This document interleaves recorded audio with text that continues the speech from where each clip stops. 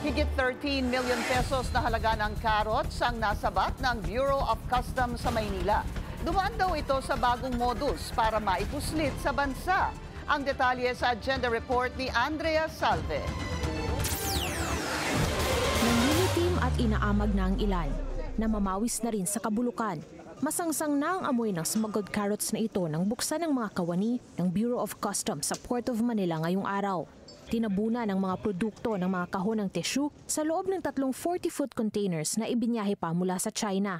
Tinatayang aabot sa higit 13.2 million pesos ang halaga ng mga ito.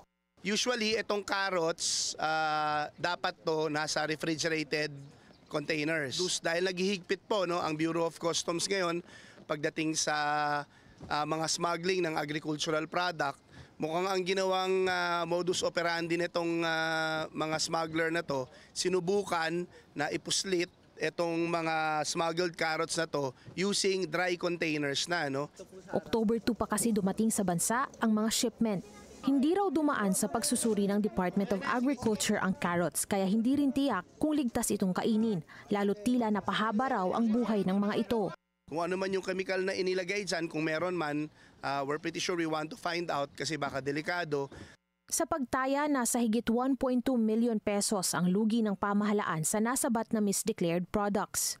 Maghahain ng warrant of seizure and detention ng BOC laban sa shipments sa paglabag sa Customs Modernization and Tariff Act. Hinahanda na rin ang mga kasong posibleng isampa sa mga responsable sa pagpuslit ng carrots.